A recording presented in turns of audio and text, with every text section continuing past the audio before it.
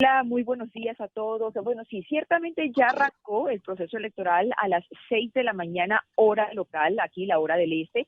8 estados fueron los que de alguna manera rompieron el celofán de esta jornada histórica de elecciones. Recordemos que son unas elecciones generales en donde no solamente se estaría escogiendo al presidente de Estados Unidos, sino también a lo que es la totalidad de la Cámara de Representantes de este país, que es como la Cámara Baja, la Cámara de Diputados, y también la tercera parte de la Cámara del Senado o el Senado de Estados Unidos.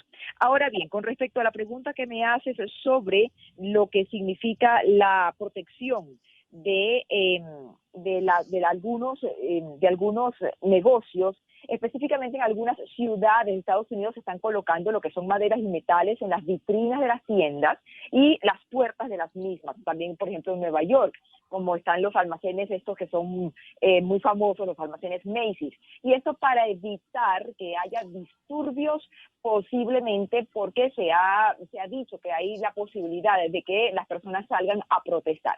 Las autoridades locales también han impuesto algunas medidas de protección locales, como por ejemplo lo que es un toque de queda después de cierta hora, o incluso la prohibición de reuniones de más de 50 personas o más. Y esto precisamente no solamente por la pandemia de COVID-19, sino también evitando que muchas personas se aglutinen para tener algún tipo de manifestación.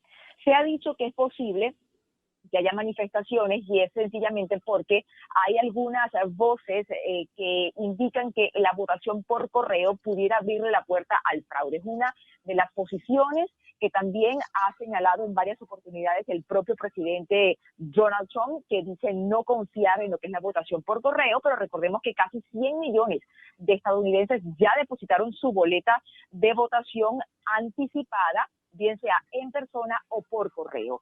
Con respecto a esto, también quería mencionarles que, por ejemplo, en Texas pasó una situación bien particular en el condado de Harris, en la ciudad de Houston.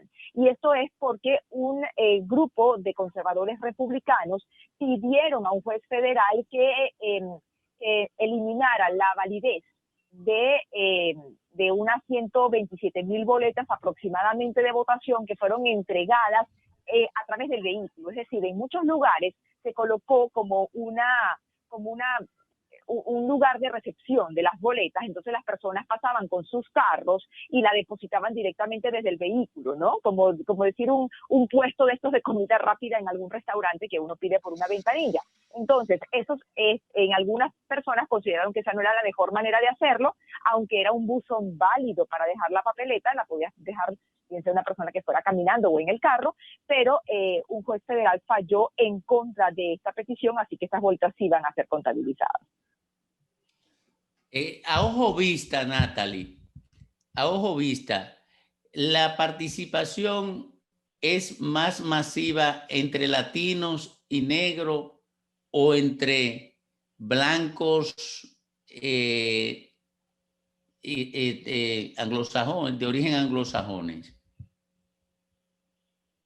Bueno, en este momento no sería posible dar una cifra de participación, porque ciertamente estamos apenas comenzando el proceso electoral. Ahora bien, lo que la historia refleja es en el Centro de Investigaciones Pew, los hispanos tienden a votar, incluso a participar menos de la mitad de toda su población.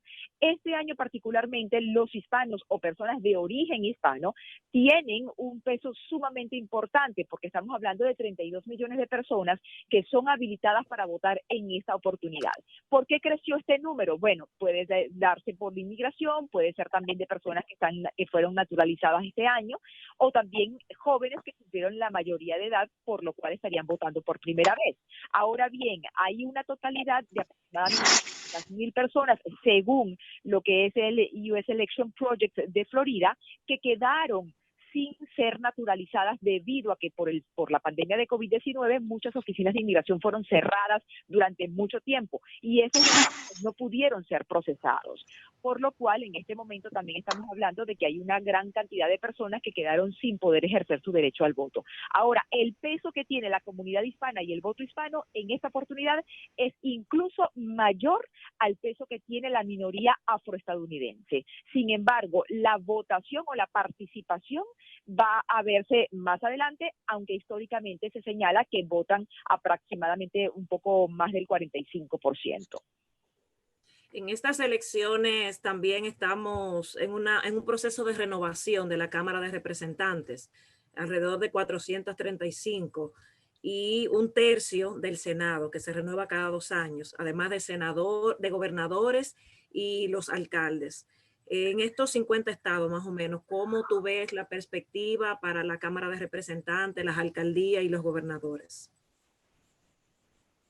Siendo esta la elección, por eso decía, de una jornada histórica, y la elección del presidente es como que la que más expectativa, ¿no? Crea. Ahora, ciertamente, como lo señala, se va a renovar la totalidad de la Cámara de Representantes, un total de 435, lo mismo va a pasar en la Cámara del Senado o la Cámara Alta. También autoridades como jueces, algunos son gobernadores, otros son alcaldes, etcétera. Ahora bien, ¿cuál es la expectativa que se maneja para la Cámara de Representantes?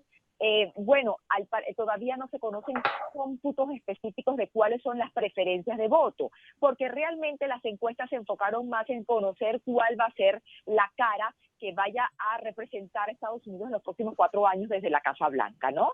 Ahora, las tendencias, evidentemente los demócratas luchan para continuar siendo la mayoría en la Cámara Baja.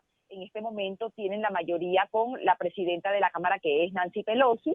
Sin embargo, en el Senado también hay una pugna interesante, puesto que la mayoría de republicana en el Senado es relativamente pequeña. Estamos hablando de 47 a 53.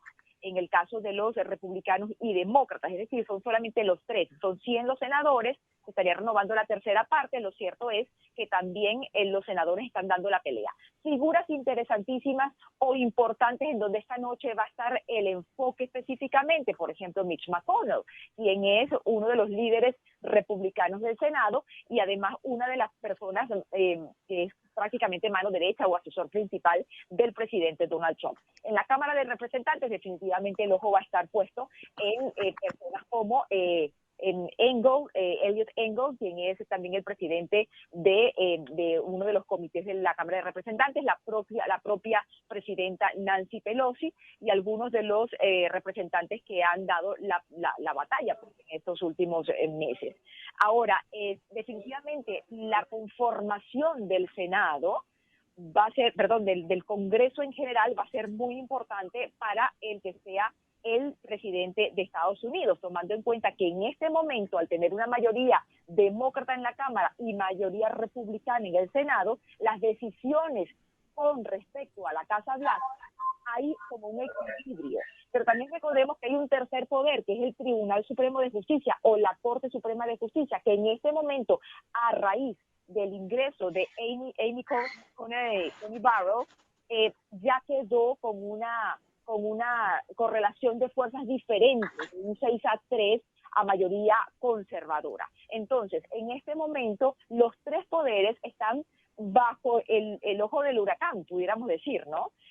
Tomando en cuenta que la renovación que de alguna manera se hizo con la inclusión de la jueza Amy Coney Barrett en el Tribunal Supremo de Justicia, más lo que vaya a pasar esta noche con la Casa Blanca, que es el Poder Ejecutivo, y el Poder Legislativo, va a marcar definitivamente lo que va a ser la política, sobre todo no solamente de puertas internas, ¿no?, de puertas adentro, sino la política exterior del país.